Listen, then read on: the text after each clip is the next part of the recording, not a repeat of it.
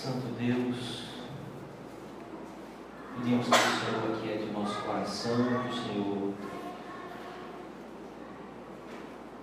tranquilize nossa mente, que os nossos olhos, o nosso coração se voltem para o Senhor, enxerguem ao Senhor, a sua presença, e assim o nosso coração se encha de temor, se encha, Deus, de paz e tranquilidade, para que a gente realmente ouça a Tua voz, para que a gente realmente entenda pelo Teu Espírito a Tua palavra, e essa palavra, Senhor, gere vida, transformação, frutos em nosso coração, em nosso ser, em nossos membros, em nossa realidade, Senhor, hoje e agora. Te pedimos, Pai, em nome de Jesus, que essa palavra, que é viva, que é eficaz, poderosa, ela alcance o nosso coração hoje. Em nome do Teu Filho amado, Pai. Amém. Olá, boa noite, querido. Boa noite a todos vocês que nos visitam, sejam bem-vindos. Hoje nós estamos felizes, né? Deus tem atado laços, né? Feito coisas assim que a gente ora, espera, e Ele está fazendo esses laços serem atados, e para um bom entendedor, poucas palavras, né, bastam, e eu vou me ater a dizer apenas isso. Alguns laços estão sendo atados nesse dia, assim, a gente fica com o coração cheio de alegria com isso. Eu quero iniciar hoje lendo com você o segundo capítulo da carta de Tiago, e eu quero ler de maneira corrida todo o texto, e então, após a leitura, nós voltaremos a pontuar, então, dentro do raciocínio, do que a gente entende que Tiago está falando com a gente hoje aqui. Diz assim a palavra de Deus: meus irmãos, não tenhais a fé em nosso Senhor Jesus Cristo, Senhor da glória, em acepção de pessoas. Se, portanto, entrar na vossa sinagoga algum homem com anéis de ouro nos dedos, em trajos de luxo, e entrar também algum pobre andrajoso, e entrardes e tratardes com diferença o que tem os trajos de luxo, e lhe disserdes: tu, assenta-te aqui em lugar de honra, e disserdes ao pobre: tu, fica aí em pé e assenta-te aqui abaixo do estrado dos nossos pés, não fizestes distinção entre vós mesmos, e não vos tornastes juízes, tomados de perversos pensamentos? Ouvi, meus amados irmãos, não escolheu Deus os que para o mundo são pobres, para serem ricos em fé e herdeiros do reino que Ele prometeu aos que o amam? Entretanto, vós outros menosprezastes o pobre. Não são os ricos os que vos oprimem, e não são eles que vos arrastam para tribunais? Não são eles os que blasfemam o bom nome que sobre nós foi invocado? Se vós, contudo, observais a lei régia segundo a Escritura: amarás o teu próximo como a ti mesmo, fazes bem. Se todavia fazeis acepção de pessoas, cometeis pecado, sendo arguídos pela lei como transgressores. Pois qualquer que guarda toda a lei, mas tropeça em um só ponto, se torna culpado de todos. Portanto, aquele que disse: não adulterarás, também ordenou: não matarás.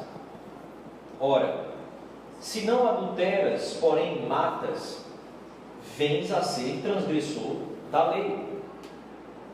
falai de tal maneira e de tal maneira proceder, como aqueles que hão de ser julgados pela lei da liberdade. Porque o juízo é sem misericórdia para com aquele que não usou de misericórdia. A misericórdia triunfa sobre o juízo. Meus irmãos, qual é o proveito se alguém disser que tem fé, mas não tiver obras? Se um irmão ou uma irmã estiverem carecidos de roupa e necessitados do alimento cotidiano, e qualquer dentre vós lhe disser: ide em paz, aquecei-vos e fartai-vos, sem contudo lhe dar o necessário para o corpo, qual é o proveito disso? Assim também a fé, se não tiver obras, por si só está morta. Mas alguém dirá: tu tens fé e eu tenho obras. Mostra-me essa tua fé sem obras, e eu com as obras te mostrarei a minha fé. Crês tu que Deus é um só? Fazes bem. Até os demônios creem e tremem. Quereis, pois, ficar certo, ó homem insensato, de que a fé sem as obras é inoperante? Não foi por obras que Abraão, nosso pai, foi justificado quando ofereceu sobre o altar o próprio filho Isaque? Vês como a fé operava juntamente com as suas obras. Com efeito, foi pelas obras que a fé se consumou. E se cumpriu as Escrituras, a qual diz: ora, Abraão creu em Deus, e isso lhe foi imputado para a justiça, e foi chamado amigo de Deus. Verificais que uma pessoa é justificada por obras e não por fé somente. De igual modo, não foi também justificada por obras a meretriz Raabe, quando acolheu os emissários e os fez partir por outro caminho? Porque assim como o corpo sem espírito é morto, assim também a fé sem obras é morta. Eu quero meditar com você em alguns pontos e destacar algumas questões aqui desse texto de Tiago. E é certo que agora no final do texto, algumas coisas que nós já lemos no início já se passou despercebido e talvez você nem lembre. Mas eu quero seguir a linha do raciocínio do texto e pensar com você em algumas questões aqui que são cruciais, fundamentais para o coração de qualquer homem, o coração de qualquer cristão e o coração de qualquer homem que também não seja cristão, que não conheça a Cristo. Se entender essas verdades, certamente a vida neste mundo e a vida no pós-morte, a vida eterna, certamente são transformadas. Caminhos são totalmente mudados quando esta verdade realmente salta aos nossos olhos e o nosso coração realmente se inclina e se curva diante dela. Observe bem, se você tiver com sua Bíblia aberta, não a feche. O texto que Tiago começa escrevendo, ele nos sauda e fala: não tenhais a fé em nosso Senhor Jesus Cristo, Senhor da glória. Por ser um apóstolo, muitas vezes, por estar aqui entre essas vírgulas, nós olhamos a isso como um detalhe, como algo que a gente pode ler, entender que aquilo ali foi dito, mas os nossos olhos e a nossa atenção se volta para o que vem após. E de fato, ele diz, não tenha a vossa fé, ou seja, não seja cristão, não caminhe com Jesus, não siga a Cristo fazendo acepção de pessoas. Porém, este Senhor da glória é fundamental para entendermos toda a dinâmica que Tiago trabalha nos versículos posteriores, até o versículo 7, pelo menos. Tiago inicia então aqui uma questão que é essa relação, ou essa dinâmica da relação entre rico e pobre, entre aquele que tem poder e aquele que não tem poder. Não meramente aquele que tem muitas riquezas, mas o rico do texto é aquele que possui poder social, poder para manipular, para determinar situações, determinar certas condutas diante de toda uma sociedade. Pessoas que têm poder para conduzir o pensamento, a vida das pessoas de determinadas formas. O rico aqui não é apenas aquela pessoa que tem muito dinheiro, mas é aquela pessoa que tem poder social. Então observe bem, dentro de um contexto onde eles estão sofrendo perseguição, onde os irmãos aqui das igrejas dispersas,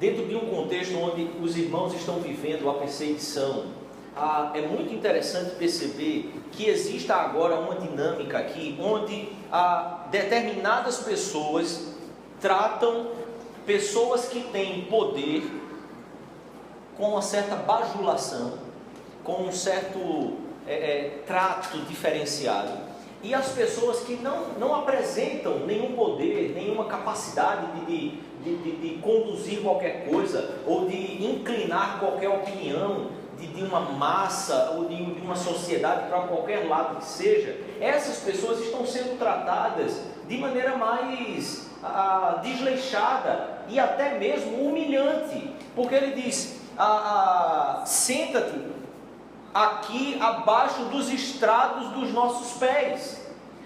Isso na cultura judaica, quando se chegava nas casas, as pessoas deixavam os seus calçados, eu ia dizer sandália, mas não era sandália na época, os seus calçados e os seus pés eram limpos naquele tapete que na frente da nossa casa também tem. Quem conhece minha casa sabe como é, assim, na porta, né? Todos os calçados vão ficando ali. Quando uma reunião acontece muito grande, a coisa vai se avolumando assim. E era costume judeu que quando pessoas de honra, pessoas que você recebia em sua casa, chegavam em sua casa, você dar água, você lavar os pés dessa pessoa. Aqui, Tiago está dizendo que os pobres estavam sendo tratados como quem diz assim, não, você pode ficar aqui, abaixo dos estrados, lá onde os calçados empoeirados e sujos ficam. Isso é a acepção de pessoa que Tiago está trabalhando. Porém, Tiago desenvolve todo esse raciocínio aqui por causa do Senhor da glória. Porque glória, que no grego é doxa, que é no termo grego é muito mais uma glória que nós damos a alguém, um reconhecimento que nós damos a alguém, a alguém digno que se chega em nosso ambiente e nós o tratamos com essa dignidade, com esse respeito. Essa glória causada pelas obras daquela outra pessoa. Na perspectiva grega, a glória é isso que você dá em relação ao outro, ou para o outro, em relação a todas as obras que ele já fez. Mas já é uma tradução do termo hebraico que significa peso, que significa uma glória ou uma dignidade que é intrínseca ao ser de Deus. Não uma dignidade que alguém necessariamente precise dar, mas que é digno em si mesmo. E essa glória, ela é no hebraico traduzida como uma ideia que traz peso, é a glória do Senhor que enche esse lugar, e o peso dessa glória faz com que aqueles que estão perante essa presença se curvem. E a ideia do se curvar perante a glória de Deus é a ideia de nos curvarmos por causa deste peso que essa glória tem. Ou seja, não há como qualquer ser humano permaneça firme, em pé, ereto, diante da glória desse Deus. Diante da glória desse Deus, do peso dessa glória, nós nos curvamos, nós nos quedamos diante dele, caímos diante dessa glória. Ainda que o nosso coração tente resistir diante da presença de Deus, nós vamos nos curvar. Isso seja hoje, seja amanhã, seja na eternidade. Quando nos encontrarmos com Ele, nós nos curvamos por causa do peso da sua glória, que é intrínseca ao seu ser. Tiago então usa, irmãos, não tenham a vossa fé, não sejam cristãos, não sigam a Jesus, que é este Senhor da glória. Ele é o Senhor de todo esse peso, de toda essa dignidade, de toda esta glória. Este Senhor da glória não pode ser seguido por pessoas que fazem acepção de pessoas. Porque a acepção de pessoas aqui nada mais é do que entregar-se a relacionamentos que serão, de certa forma,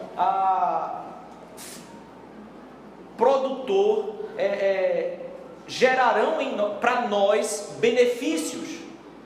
É aquele relacionamento por interesse, é aquele relacionamento que visa os benefícios que podem ser causados a partir da aproximação desta pessoa.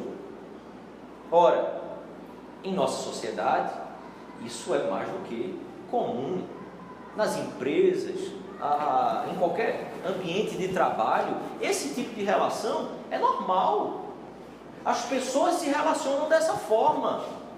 Nós nos aproximamos de quem vai nos oferecer alguma coisa. Essa é a cultura que nós estamos imersos e somos criados assim, para isso. Quem não nos oferece qualquer benefício, nós não sequer nos esforçamos a nos aproximar. Aqui ainda há mais. Havia o clima, havia o ambiente de perseguição. Aproximar-se de poderosos trariam benefícios para a própria vida, para a preservação da vida, para que eu pudesse permanecer vivo. E o que Tiago agora está dizendo é: Jesus Cristo, aquele que eu e você devemos seguir, Ele é o Senhor de toda a glória, Ele mantém o poder sobre todas as coisas, Ele é onipotente. Todos os poderes, todas as autoridades, todas as pessoas dessa terra, diante da glória dele, elas se curvam, elas se prostram. Logo, querido, eu e você, se quisermos seguir ao Senhor Jesus, precisamos crer completamente que Ele de fato é Senhor de absolutamente todas as coisas. Não precisamos nos curvar, não precisamos nos inclinar a relações mesquinhas, a relações interesseiras, a relações que fazem acepção de pessoas, para tentar galgar algum benefício na nossa carreira, na nossa vida, na nossa comunidade. Não precisamos conceber esse tipo de relacionamento.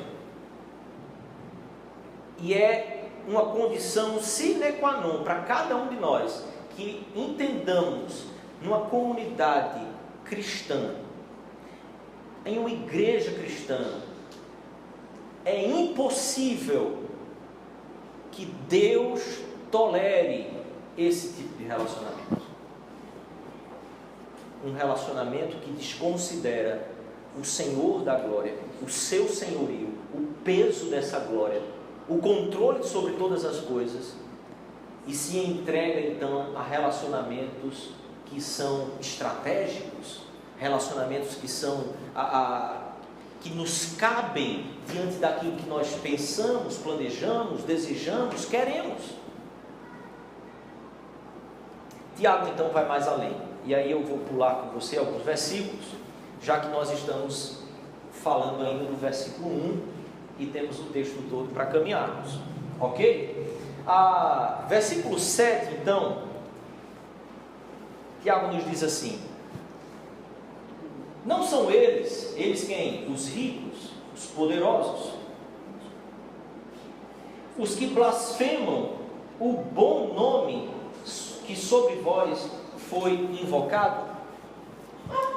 Se você tem cachorro, foi muito semelhante, aí eu não consegui.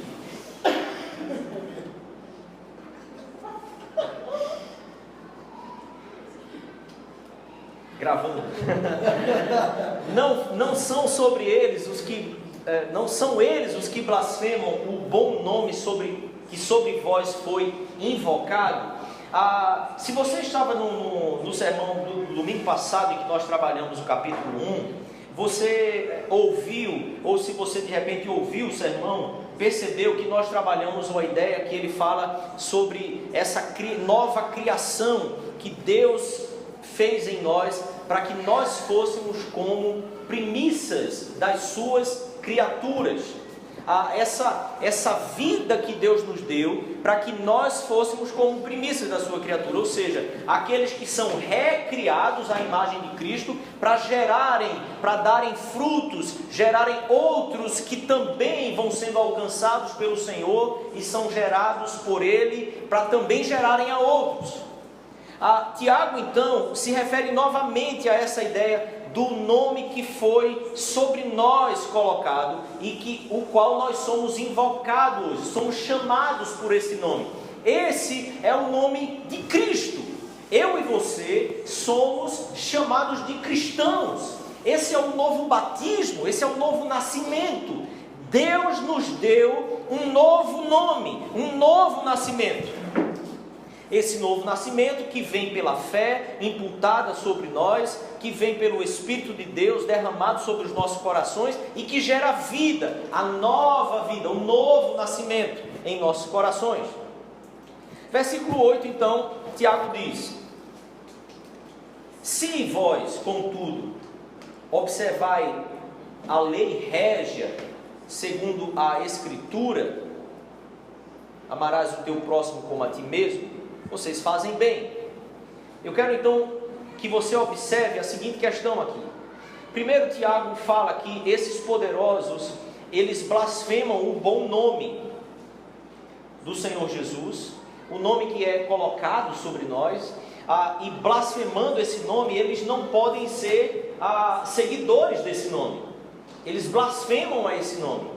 Em outras palavras, viver esse tipo de relacionamento, não apenas aqueles que são os poderosos, mas aqueles que se submetem a esse pseudo senhorio de pessoas que têm o poder em suas mãos, ter poder em suas mãos não necessariamente significa ter riqueza em suas mãos, porque há pessoas que têm poder apenas na articulação das palavras, na capacidade de conduzir pensamentos, de conduzir pessoas a determinadas posturas. Quando nós nos submetemos então a esse tipo de relação que considera essas mesquinhez e não o senhorio de Cristo, nós estamos então infringindo a lei régia das Sagradas Escrituras. E Tiago diz então: se vocês amam ao próximo como a ti mesmo, vocês fazem o bem. Vocês fazem bem, aliás. A lei régia que Jesus nos traz e que o Velho Testamento nos traz, é que lei? Qual o primeiro mandamento? Quando Jesus é questionado, o que Jesus responde? Que o primeiro mandamento é amar a Deus sobre todas as coisas. E o segundo, semelhante a este, é amar ao próximo como a ti mesmo. Muitas vezes nós olhamos para o primeiro mandamento é este, o segundo é este. Nós entendemos uma ordem hierárquica entre os dois mandamentos. Porém, Tiago está nos dizendo que a lei régia é amar ao próximo como a ti mesmo. Por quê? Porque a lei de Deus, ela é absolutamente firme em todos os seus preceitos, não mais em uns que em outros.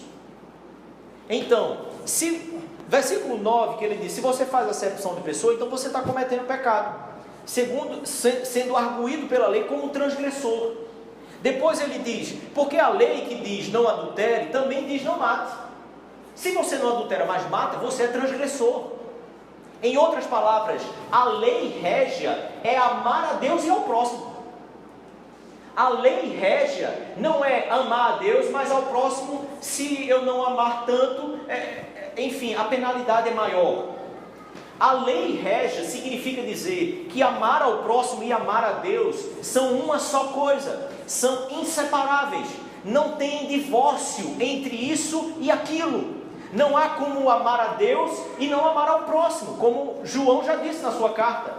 Não posso dizer que amo a Deus a quem eu não vejo, mas odeio o próximo a quem eu vejo. Amar a Deus é amar ao próximo. Amar ao próximo é amar a Deus. Este é um só mandamento. Esta é a lei régia de todas as Escrituras. Amar a Deus e ao próximo. Tiago então continua: pois qualquer que guardar toda a lei, versículo 10, mas tropeça em um só ponto, se torna culpado de todos os pontos. E no versículo 12, ele diz então: falai de tal maneira e de tal maneira proceder, como aqueles que hão de ser julgados pela lei, a lei da liberdade. Aqui, Tiago é profundamente amigo íntimo da própria teologia de Paulo, daquilo que Paulo trabalha nas suas cartas. E eu queria pensar com você aqui o que seria essa lei da liberdade. Que liberdade é essa a qual Tiago se refere? Gálatas, capítulo 5, que nós lemos aqui. Gálatas, capítulo 5, versículos 5 e 6. Paulo fala sobre essa lei.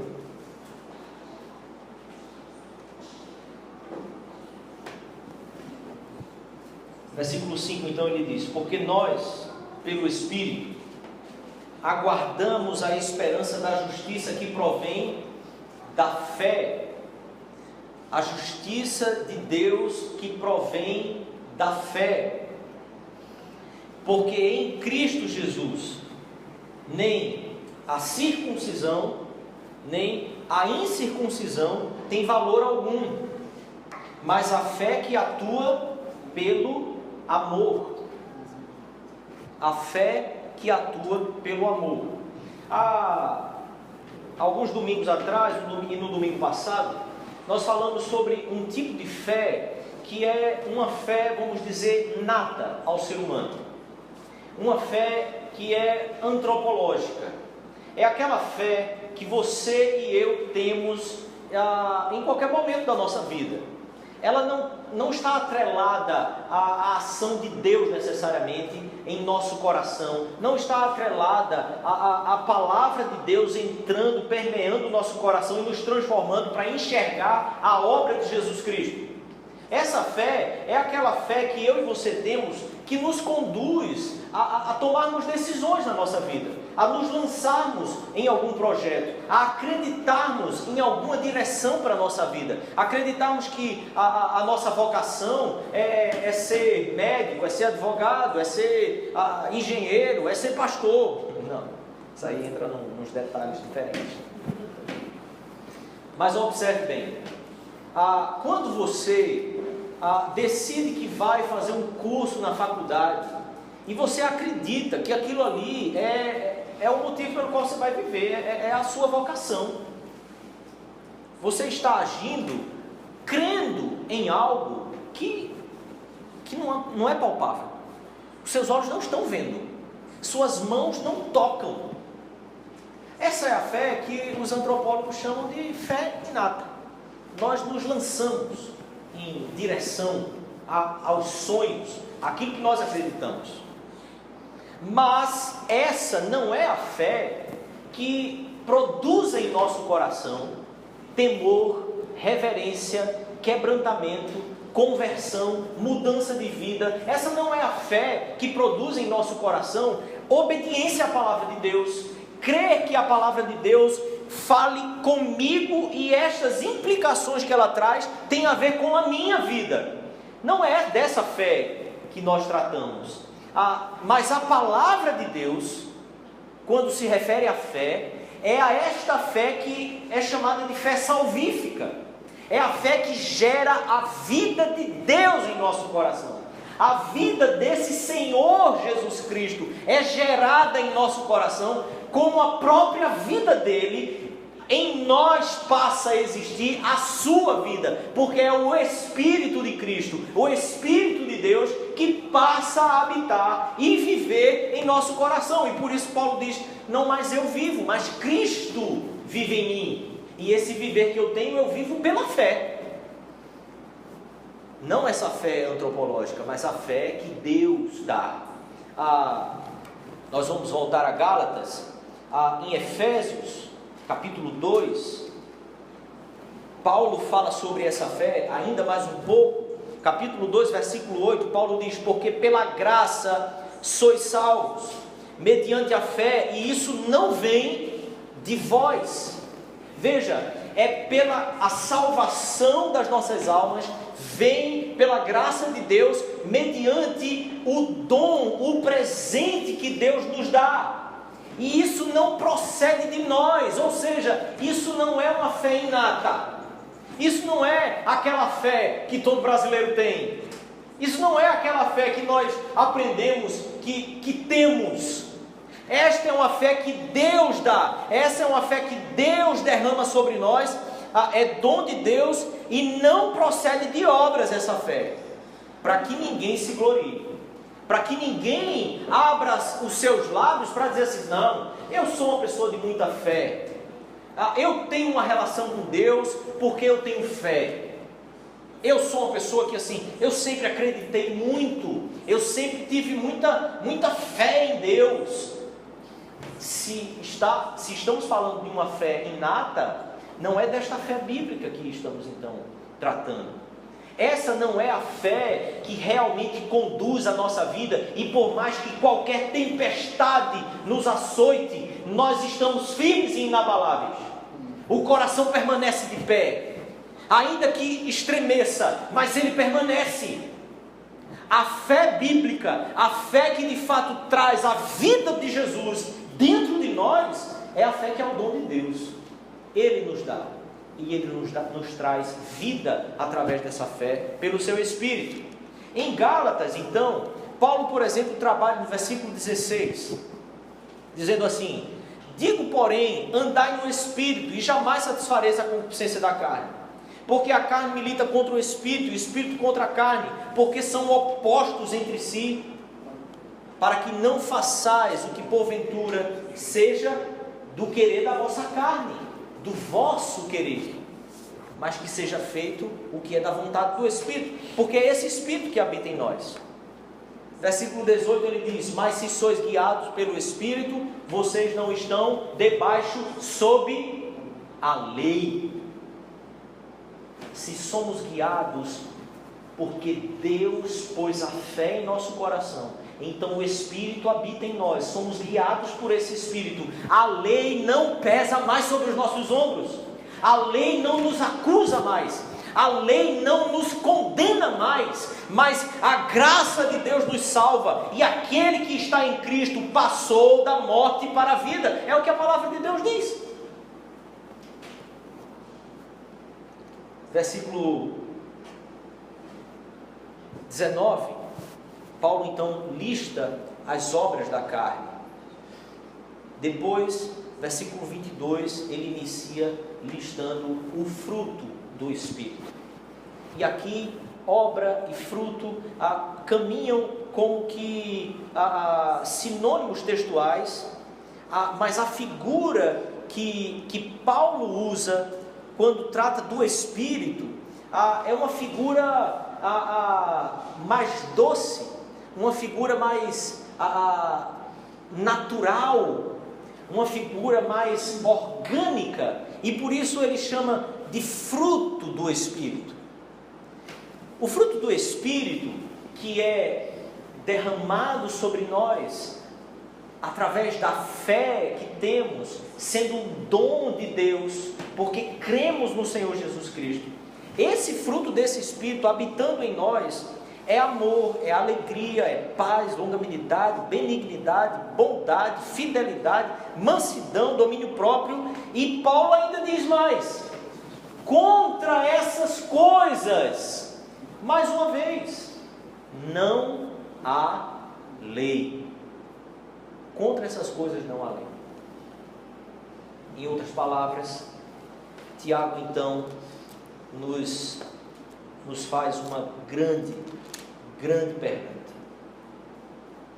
Versículo 14. Meus irmãos, qual é o proveito se alguém disser que tem fé, mas não tiver obras? Pode essa fé salvá-lo? Pode essa fé salvá-lo? Tendo o esclarecimento então dessas questões, vamos pontuar dessa forma. A fé que Tiago então se refere aqui, que não produz fruto, que não produz obediência à palavra de Deus, a fé que não produz o amor, a alegria, a longanimidade, a benignidade, a mansidão, o domínio próprio.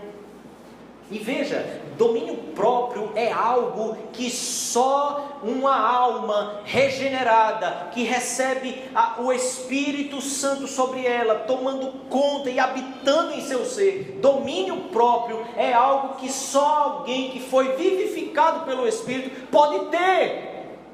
Porque domínio próprio diz respeito aos impulsos da nossa carne, e as obras, o fruto da nossa carne, eles são impurezas, lascivas, como Paulo listou aos Gálatas. Domínio próprio é algo que é somente do regenerado, daquele que entendeu esse senhorio de Jesus, daquele que entende que diante desse Senhor de toda a glória, é melhor se curvar voluntariamente, é melhor se curvar em amor, em obediência, do que se curvar pelo peso que essa glória tem, e que um dia todo joelho se curvará diante dela. Domínio próprio, então, é exatamente aquilo que nos conduz a essas obras, porque é fruto do Espírito. Então, querido, a fé a qual Tiago se refere aqui, que não tem efeito nenhum, a fé que não serve de nada, que não gera nada na vida das pessoas, é uma fé inata, é uma fé antropológica, ela não serve para muita coisa, no que diz respeito à vida com Deus.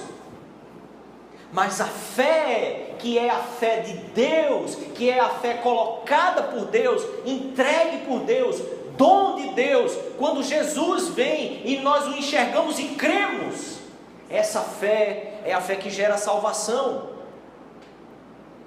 Por isso, obras, querido, não pode ser entendido como atos de caridade, atos de benefício àqueles que estão necessitados. Obras aqui é a mesma coisa, é sinônimo de obediência à vontade de Deus, obediência à palavra de Deus, obediência aos mandamentos. Obras é fruto do Espírito, é o movimento gerado pela vida do Espírito em nós, em relação a Deus, porque sem que esse Espírito nos mova, estamos mortos. Pessoas mortas geram uma fé morta. Pessoas vivificadas têm uma fé viva. Pessoas mortas produzem obras mortas. pessoas vivificadas pelo Espírito de Deus, salvas, redimidas e lavadas no sangue de Jesus, produzem obras que agradam a Deus. Obediência, caminham com Deus, intimidade com Deus, ouvem a voz do pastor, o pastor das nossas almas, seguem o caminho, caminham com Ele, submetem-se a Ele, submetem-se ao senhorio do Senhor da glória. Mas volte ainda os seus olhos ao texto, nós vamos finalizar. Versículo 17.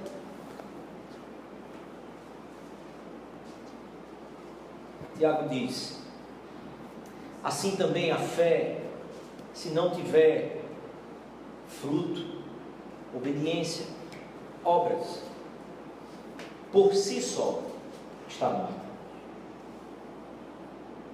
Mas alguém dirá: tu tens fé, eu tenho obras, mostra-me a tua fé sem obras, e eu com as obras te mostrarei a minha fé. Crês que Deus é um só? Fazes bem. Até os demônios creem e ainda tremem. Queres, pois, ficar certo, ó homem insensato, de que a fé sem obras é inoperante? Tiago então defende da seguinte forma esse pensamento: não foi por obras, ou seja, obediência, que Abraão, você sabe, Abraão foi oferecer um sacrifício, Deus o manda oferecer o sacrifício no monte, manda ir com seu filho, manda pegar lenha, o cutelo, e manda ele subir. E ele pergunta: mas aonde é que está o cordeiro para o sacrifício? Deus proverá. Vai, obedece. Fruto de fé. Vamos lá, movimento. Abraão vai.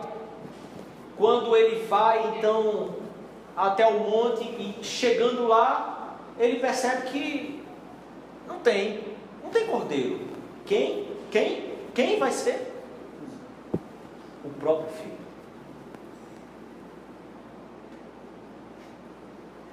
Aqui. E aí Tiago pergunta: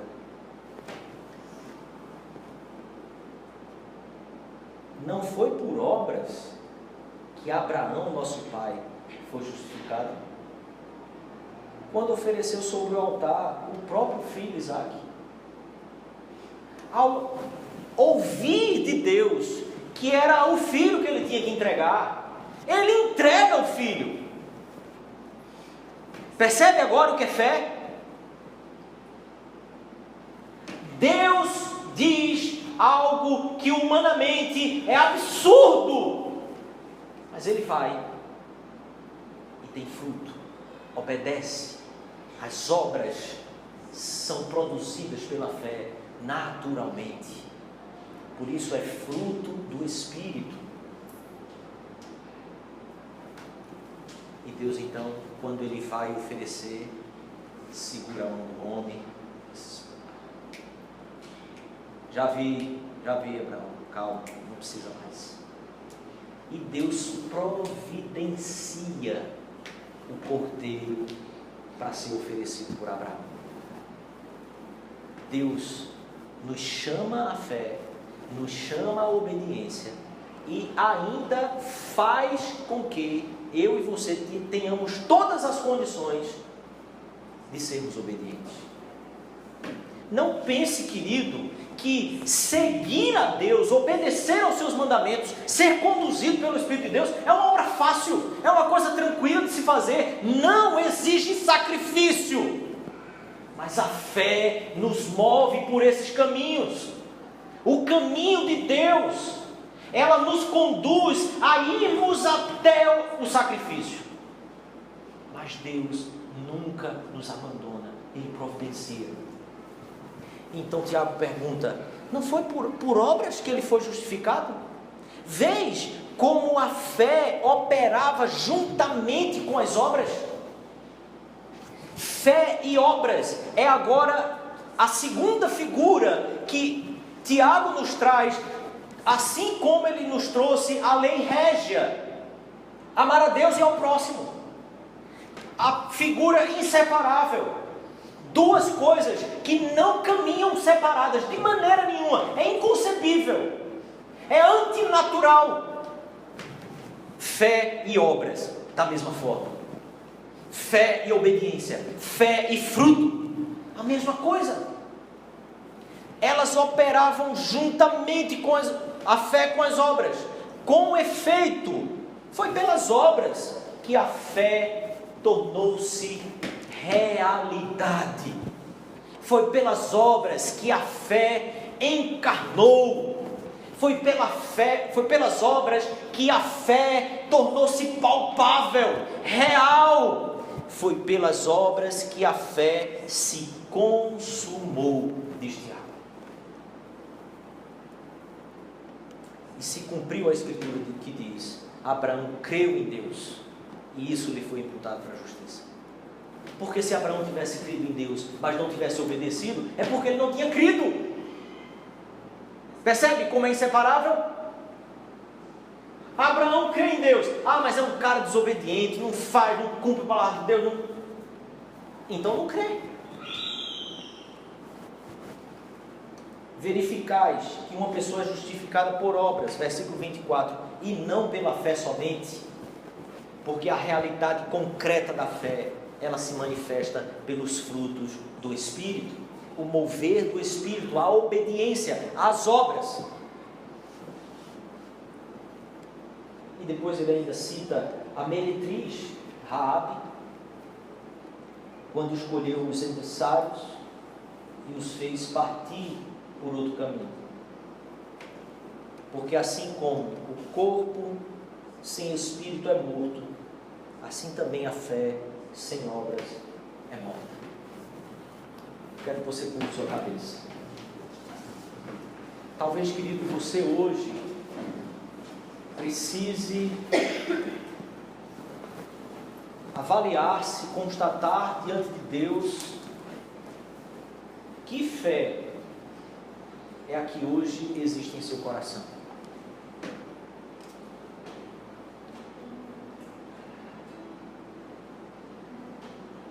O quanto você tem sido obediente à palavra de Deus.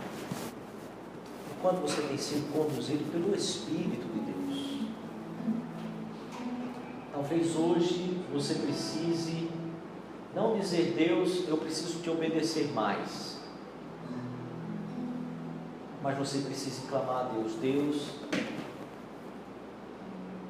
dá-me tua graça, para que eu possa crer,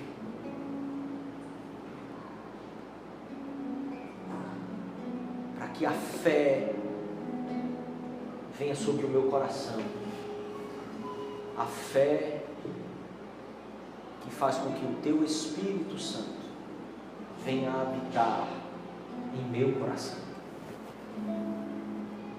Talvez hoje você precise pedir a Deus: Deus, conduz o meu coração à fé, para que de maneira natural a obediência, o movimento, o crer, o andar, o crer, o praticar, o crer, o orar, o crer, o falar, crer, servir, o crer, amar, o crer, ser compassivo, para que essas coisas sejam reais, de maneira natural, em meu coração e em minha vida.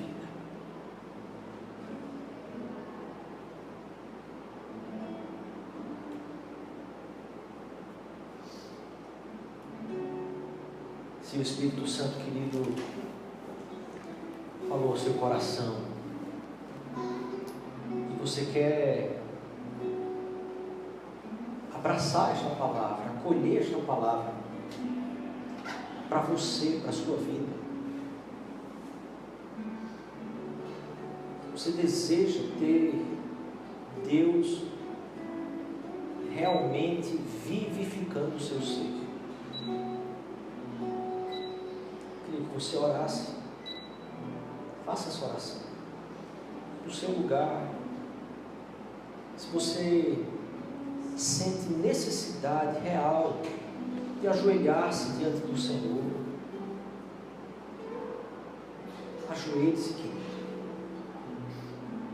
Não diante de homens, mas diante do Senhor da glória. O Senhor da glória.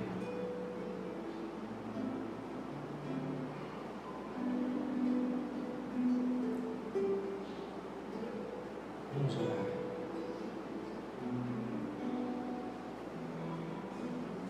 Santo Deus,